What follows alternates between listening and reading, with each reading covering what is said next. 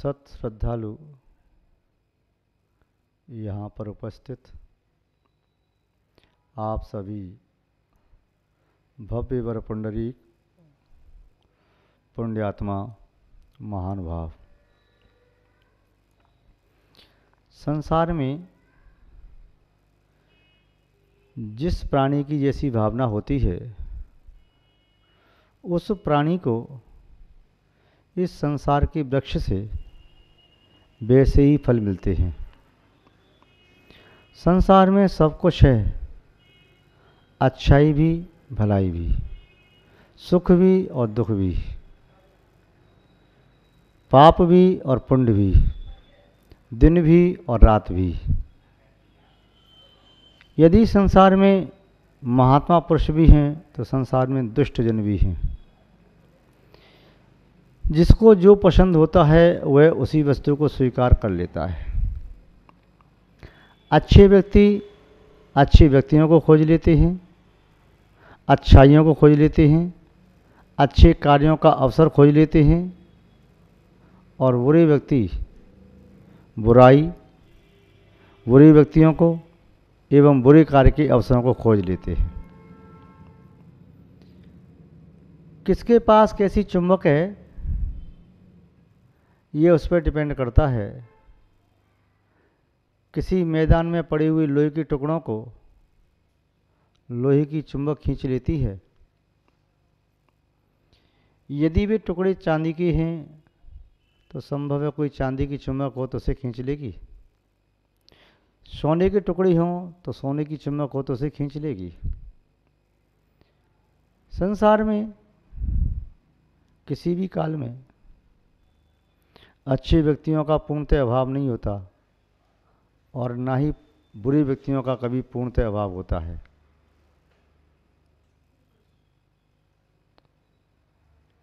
दोनों प्रकार के व्यक्ति हैं। एक व्यक्ति वे हैं जो अच्छे व्यक्तियों की निंदा करते हैं, उनके गुणों की निंदा करते हैं, धर्म की निंदा करते हैं, अच्छाई की निंदा करते हैं। एक व्यक्ति वे हैं जो इसके विपरीत अच्छे व्यक्तियों की प्रशंसा करते हैं, अच्छे स्थान की प्रशंसा करते हैं, गुणों की प्रशंसा करते हैं, धर्म की प्रशंसा करते हैं और सत् कार्यों की प्रशंसा करते हैं। एक व्यक्ति वे हैं जो बुराई की निंदा करते हैं, बुरे कार्य की निंदा करते हैं। संसार में सब कुछ है, अच्छाई को ग्रहण करने वाले भी, बुराई को ग्रहण करने वाले भी। आप सब जानते हैं अच्छाई हमेशा अच्छाई होती है, बुराई हमेशा बुराई होती है। अच्छे कार्य का फल अच्छा होता है, बुरे कार्य का फल बुरा होता है। अच्छे कार्य का फल बुरा नहीं, बुरे कार्य का फल अच्छा नहीं। किंतु एक बात, एक मानवीयता के नाते मानव में एक बात तो कम से कम होना चाहिए।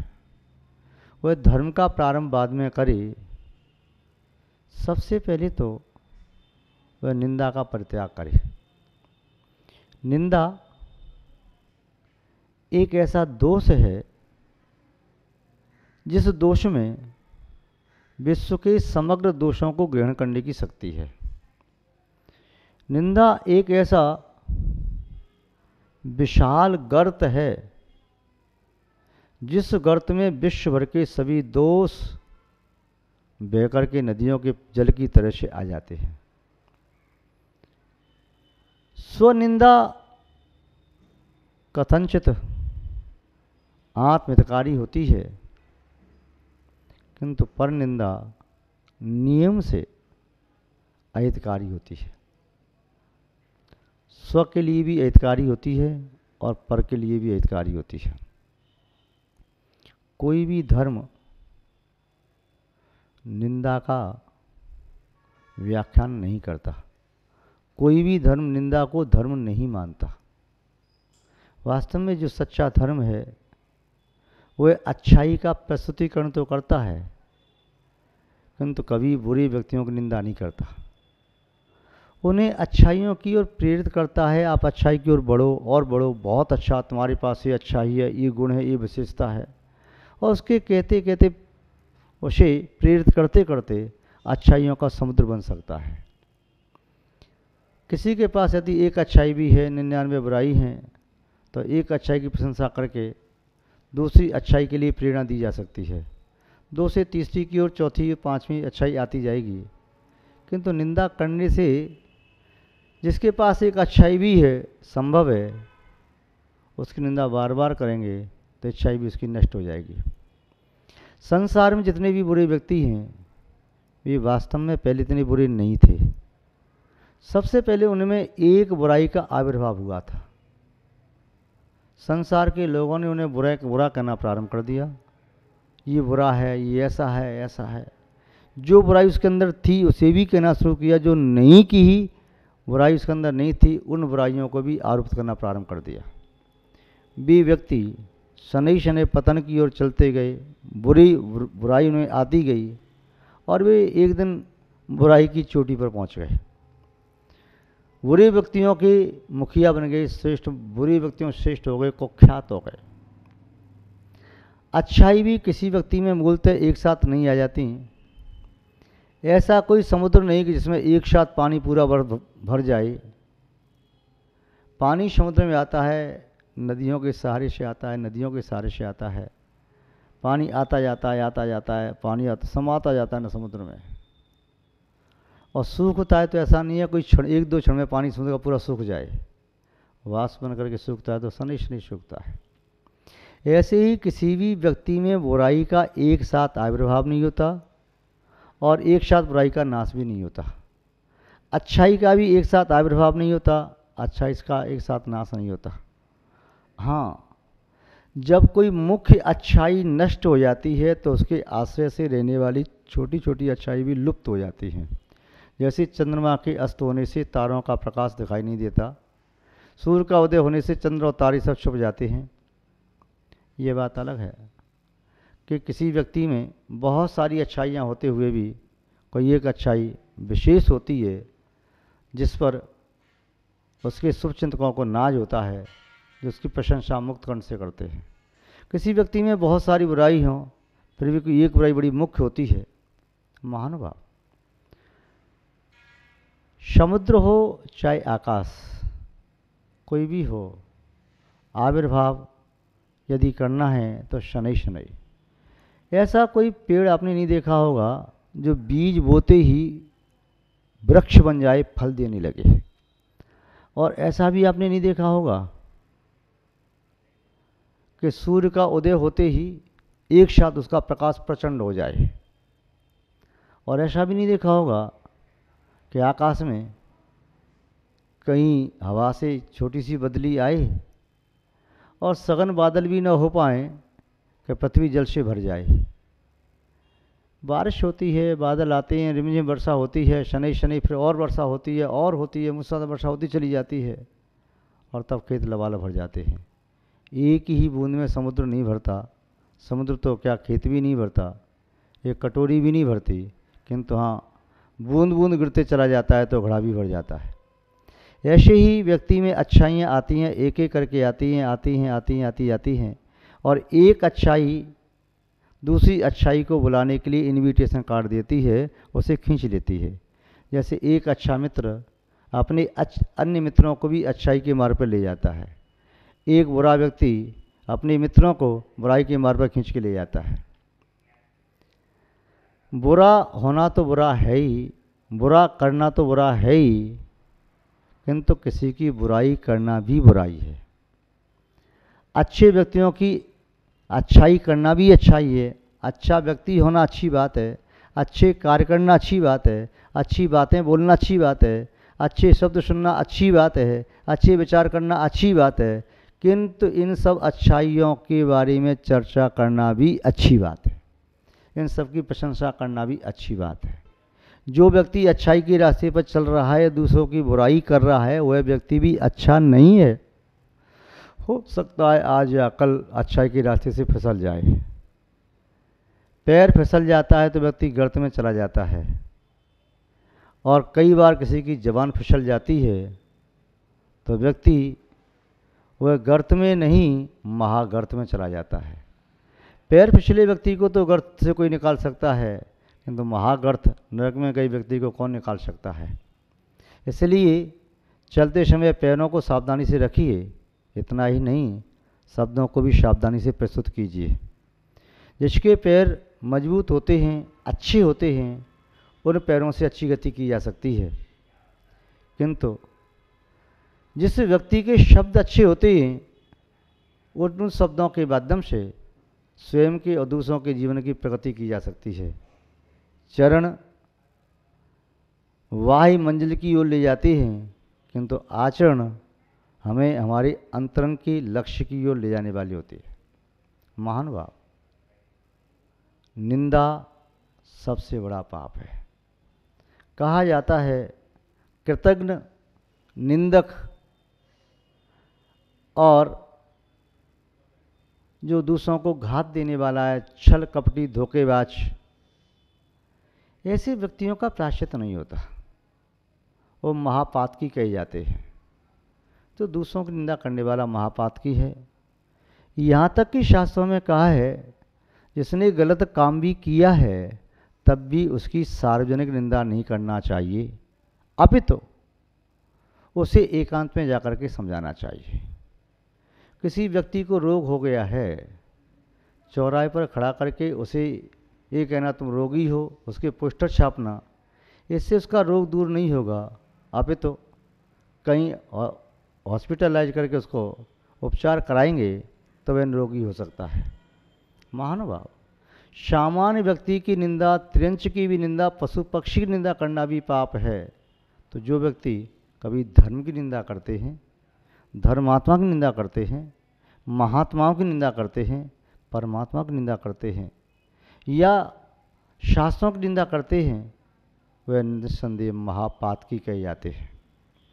आचार्यों ने लिखा है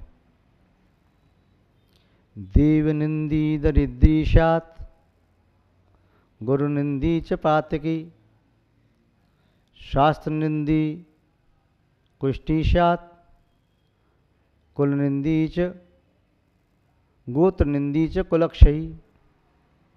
देवनिंदी दरिद्रीशात, जो देवता की, परमात्मा की, भगवान की निंदा करता है वह दरिद्र होता है, उसकी धन संपत्ति नष्ट हो जाती है।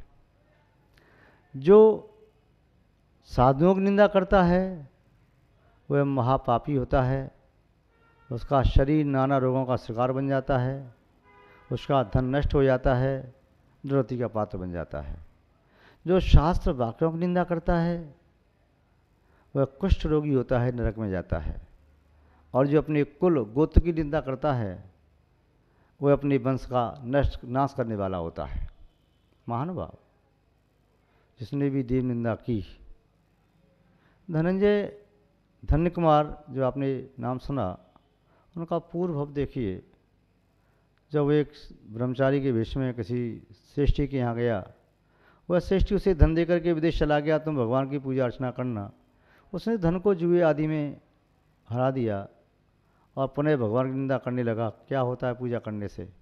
उससे वह नरक आदि दुर्गतियों को प्राप्त होगा, उसका सब नष्ट हो गया। दीर्घ काल तक कोई योनियों में भटकता हुआ जो अकृतपुंड होता है, तो उसका समस्त धन गर्भ में आते ही नष्ट हो गया। पिता की मृत्यु हो गई, माँ बेचारी विधवा अवस्था में उसका पालन पोषण करने के लिए अपने गांव को छोड़कर के, कौटुंबिक गांव को छोड़कर अपने नौकर के यहाँ नौकरी उसने की, फिर वहाँ बलभद्र के यहाँ रहती है। तो कहने का से जो भगवान की निंदा करता है, ऐसा एक व्यक्ति भी नहीं मिला जो सुखी रहा हो। एक साधक थे, उन्होंने भगवान की गंधोदक का अपमान किया, उससे उन्हें कुष्ठ रोग हो गया और कुमरण को प्राप्त हुए। ऐसे एक नहीं अनेकों हैं जिन्होंने भगवान की निंदा की। हम देखते ही हमारे देखते देखते 50 ऐसे उदाहरण हैं कि भगवान की निंदा करने वाले व्यक्ति निस्संदेह राजा जैसे वैभव से चित्त होकर के आज भिखारी जैसी जिंदगी जी रहे हैं। गुरुओं की निंदा करने वाले महानुभाव जीवन में महापापी होते हैं, नाना प्रकार के दुखों को प्राप्त करते हैं, समस्त अनुकूलता प्रतिकूलता बदल जाती है। एक व्यक्ति भिंड में थे, हमने देखा गुरु की निंदा करने से उसका कुष्ठ रोग हुआ और बड़ी बुरी तरह से मृत्यु को प्राप्त हुआ। राजा खेड़ा में एक व्यक्ति था गुरु निंदा करने वाला, वह भी पहले नगर सेठ कहलाता था, मुनि महाराज की निंदा की, वह आज एक दरिद्र जैसा व्यक्ति हो गया। इस तरह ऐसे एक नहीं अनेकों उदाहरण हैं जिन्होंने गुरु की निंदा की।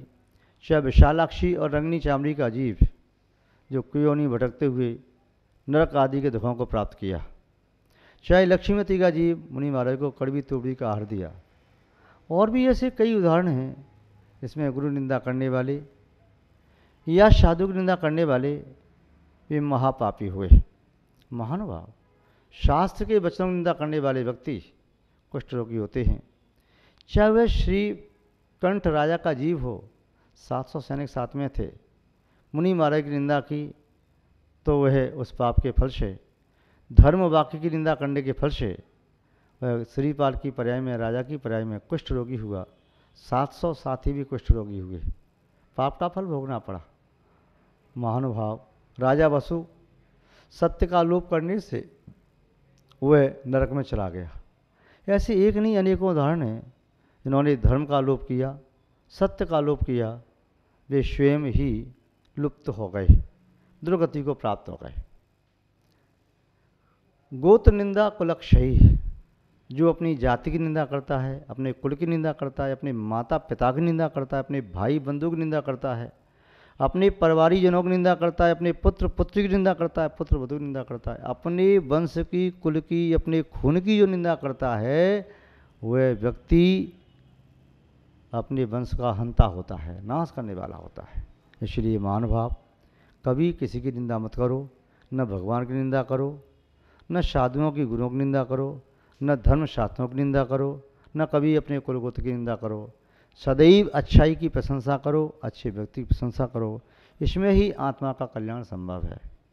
हम आपके लिए भावना भाते हैं कि आप अच्छाई के मार्ग पर चलें, किसी की निंदा न करें, अपनी आत्मा का भी कल्याण करें और दूसरों के कल्याण में नियुक्त बने।